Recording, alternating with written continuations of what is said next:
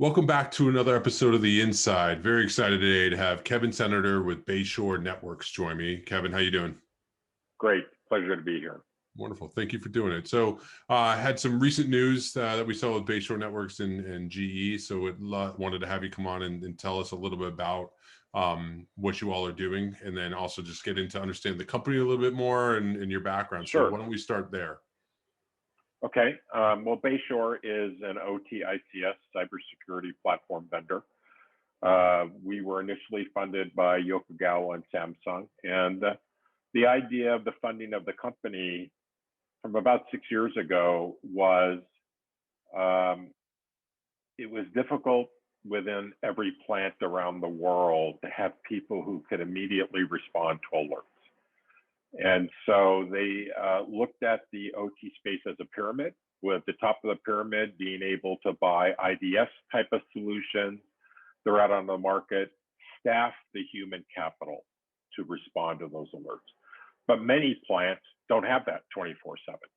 And so we went about developing three pillars of technology to create what we call automated devices: deep content inspection, advanced policy learning, and then policy enforcement. We've come out with a series of products around that. We originally started doing work for GE about 1.5 years ago, where they came to us to build a specific IPS version for iFix and then Simplicity. And then the relationship kind of bloomed from there.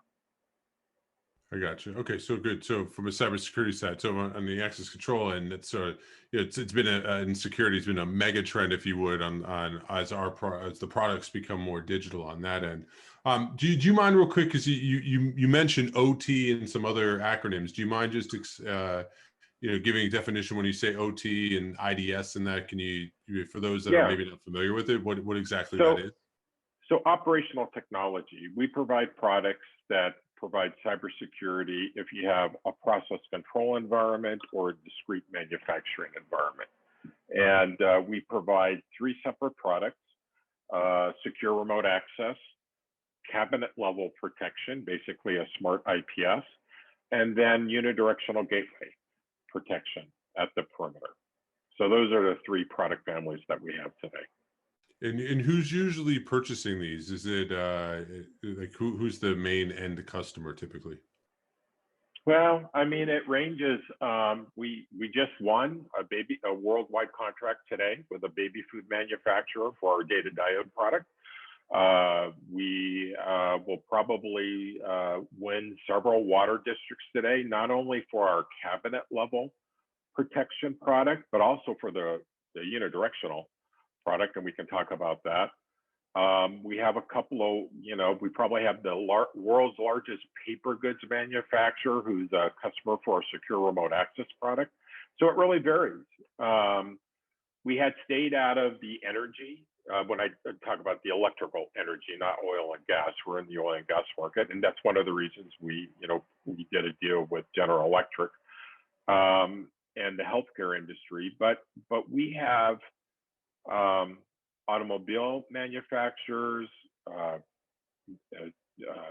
oil and gas customers, food products customers, and utilities, specifically water districts around the GE iFix product we built.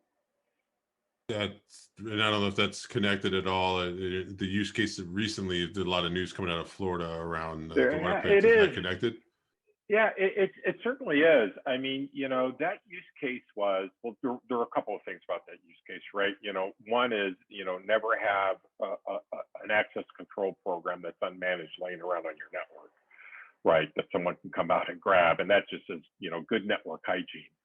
But, the honest answer is, if that operator wasn't sitting at his desk looking at his computer screen right then and seeing his cursor move across his screen, if he had been up getting a cup of coffee, bad things could have happened, right? And so there are two issues there. One is the secure remote access part, but the other is cabinet level protection. Now, even though that guy or whoever it was, accessed that network, if he had gone and tried to actually change the parameters at the PLC, for example, with our IPS product, he wouldn't have been able to, even though he was in the network. He wouldn't have authorization to change so many parts per million for that water. So there's, it's layered security, right? It's, good access control, good perimeter protection, and good cabinet level protection. And that's where we're seeing traction with a lot of utilities. And it was way before this started happening, right? But the fact of the matter is, one of our customers calls our OT Fuse product, which is our cabinet level product, the last line of defense. And it is. And that was a good example of someone who got in the network, but we would have been the last line of defense. And I don't like when people come out and say, well, if you would have bought our product, we could have stopped the SolarWinds attack, we could have stopped this attack. That's just, people take advantage of that. But in this situation, I actually do feel very comfortable. Somebody was in the network, wouldn't have had authorization for the management, console, would have went to that PLC, tried to change a policy on the parameter, and wouldn't have been able to, right? Because that device was sitting right in front of the PLC and said, well, you can't do this, right? So the key point about this, besides the network hygiene part, right, is a layered security, right? Now, I'm very passionate about our secure remote access product, because a lot of people, because of the pandemic, who are on the IT side, have gotten into secure remote access on the OT side. And, just authenticating somebody in doesn't do, is only 10% of the battle on an OT network, right? So if you can't enforce a policy, if you can't do deep content inspection during the entire section, I'm not talking about just authenticating in, then you're not an OT secure remote access product, right? Because you have to be able to control what PLC, what RTU, what workstation does somebody go to? And then when they're there, what are they doing? Can you change this policy? Can you actually upload? If you're downloading, what are you downloading, right? And as far as I know today, we're the only company that offers, in a secure remote access product, the ability to enforce policies during the entire session and do deep content inspection down to the, finite packet level during the entire session. So we do full payload inspection, right? And so, I think this is a good example of, not just, saying, well, we have a good secure remote access product, or we have some type of good firewall product, but you have a layered defense because somebody got in for whatever reason.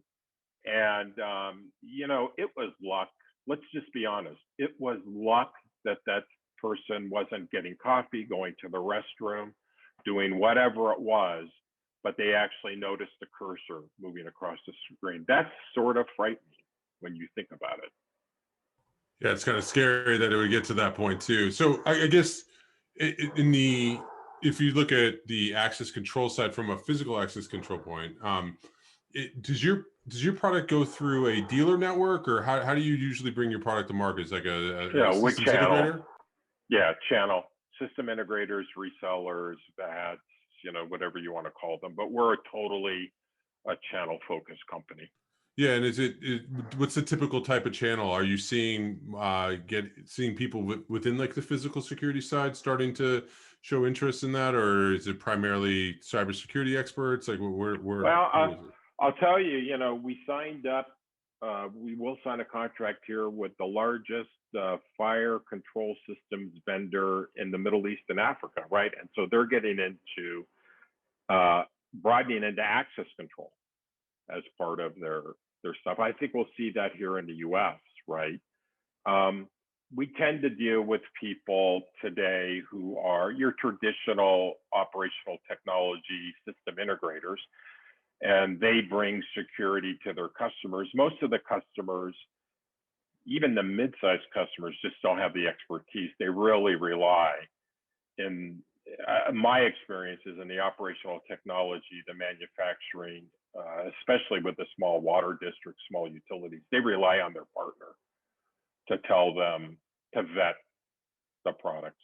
Yeah, no, we see that too from the physical access control and security side. It's just curious because as the convergence starts to happen, sort of who is bringing these technologies to customers and the need to have expertise in those areas. It's just curious to see sort of the where the Yeah. convergence is happening.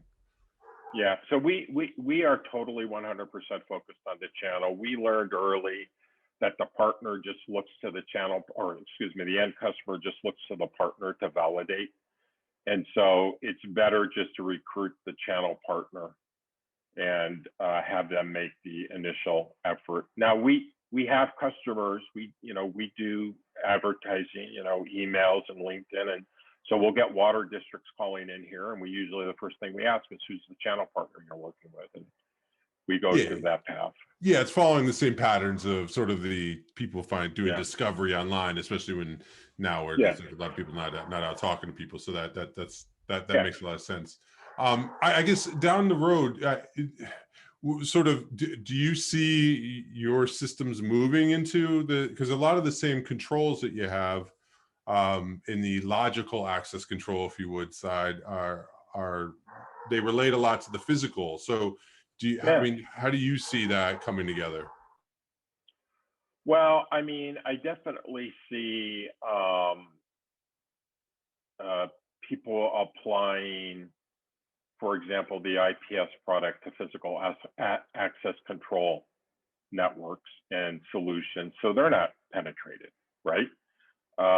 And so we see requests coming in right now for building management systems, right? And the protocols and capabilities around that. And so, look, we started originally, we wanted to be able to protect RTUs and PLCs and engineering workstations within a plant. But that now sort of now goes to the physical access control and making sure that they're not penetrated. And look, what's the easiest way to shut a data center down? The easiest way to shut a data center down is to get in and shut the water flow off underneath the floor. I mean, it shuts down within 30 seconds. And we've actually seen that happen. A couple of our initial customers turned out to be, very large data center customers. And what they were trying to protect was actually the controls to the water flow underneath the fault floors, right? And so that to me, it comes into, what I call, building management and physical control. And actually, we see the cybersecurity branching out where customers are trying to encompass that. And look, the fact of the matter is customers, like all customers, would like a supplier who can touch on multiple pain points, right? So they only have to write one protocol or have one management console. And our product is completely different than a firewall. Number one, we're purpose built for the OT space. So we're purpose built for the policies, and we're purpose built for the self-learning. That's the key. I can go to many of these factories and you can hold a gun to the head of a lot of the equipment operators and he wouldn't be able to write a next generation firewall rule to save his life, right? But he understands the piece of equipment he's operating. He understands the protocols that it produces, the commands it produces. Our goal is not to try to take an equipment operator and an OT environment and make him a next generation firewall rule expert. Our goal is to sit there and learn his environment. By the way, when you go through a large factory, every one of these workstations is different because all this equipment is different and it's all operating on different operating systems. There's no standards, right? Especially on the brownfield factories. I mean, this stuff's all completely different. It's to learn the policies, the process controls, what's doing, and build a list of policies for the guy or gal, and then to be able to enforce around that to create bad behavior, right? And so what would have happened in that water district in Florida may not be what exactly happens within the water district in Northwest Arkansas because they're using different types of equipment. Right. The problem is the next generation firewall vendors want to write a generic firewall rule for blocking X on some type of port, but that doesn't work well. Let me just say within the OT environment, which is why, by the way, you don't see firewalls sitting in cabinets because no one can get them to work at the cabinet level. So that's why one of our Italian distributor actually came up with a great ad, and it was a cockpit with a red line across it, and he calls Bayshore the last line of defense. Sounds a lot better in Italian, last line of the defense, Yeah. so, you know, but That's fair. when we saw that, we were going, man, that's awesome. It's just really cool. But he's right. They were right. That's what we are. We're the last line of defense at the PLC, RTU, or engineering workstation. Oh, very cool, man. This is it's sorry, I don't have these conversations like every day, especially somebody who's so deep into it. But it's fascinating, especially to see sort of or sort of call it a real life sort of situation that happened to where you can see the value of what you're talking about. So, Right, and right, it's only going to get more and more as we've been talking about sort of the impacts of the knowledge base of needing to know, if you would, when it comes to the cyber side right, combining with the physical. So right, it's interesting, right. very Yep, interesting. If yep. people want to find out, oh, go ahead. No, I was just going to say, I think this industry is waking up the OT building management side that, the security is very poor, right? A lot of the workforce on the OT side is older, right? And is challenged around some of the more advanced security tools. And you have to make it, if you don't make it easy for them to use, they don't use it, right? I'll give you one quick story.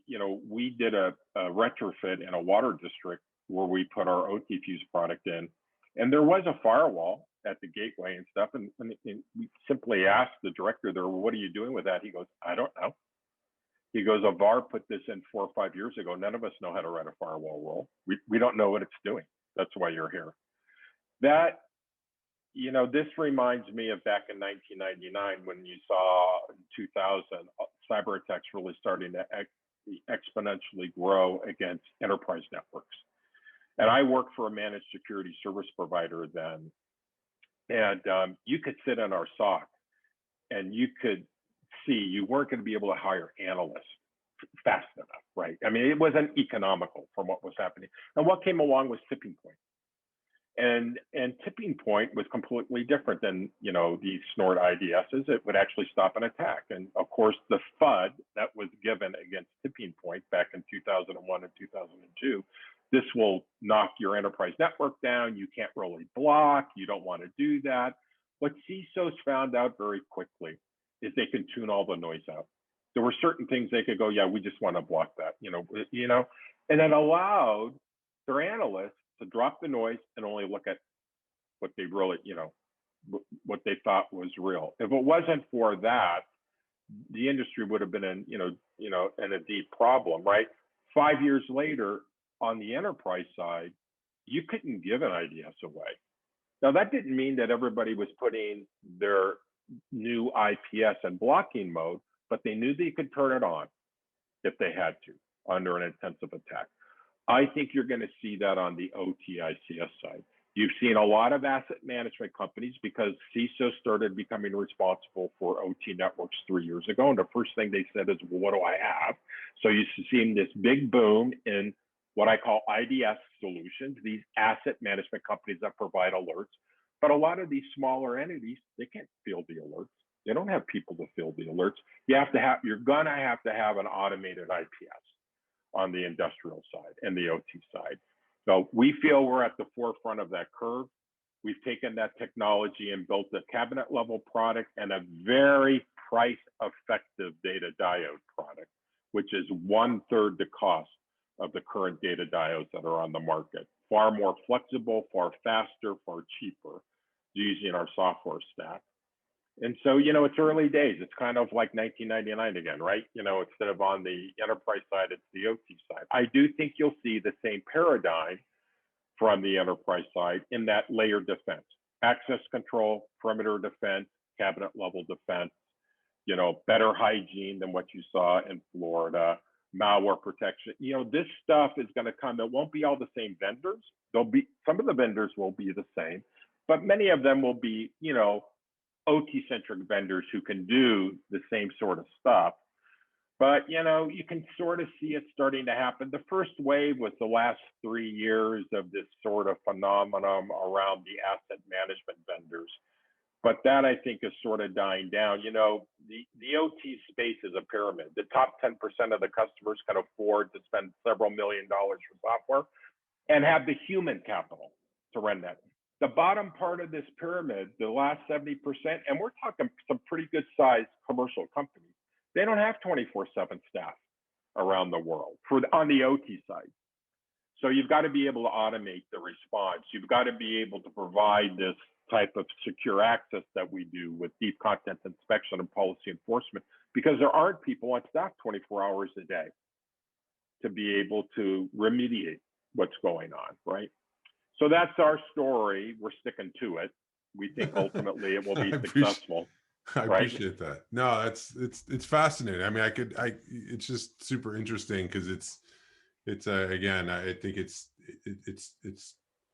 an area of that everyone kind of knows is there's a lot going on. At the same time, you're trying to sort of manage the changes that are happening within your own domain, if you would, and it's it's there's just a lot, right? So Yes. there's just it's more the complexity is great, which in my opinion makes for a really good opportunity for those that sort of take the time and build the sort of the skill sets around it and work with good partners and that to figure out how to bring solutions like this that are are going to continue on to be even more important and Mhm. the sort of next wave of innovation and certifications and trainings. And so on that, if somebody's interested in Bayshore products, where's the best place for them to go to get information and to learn about it?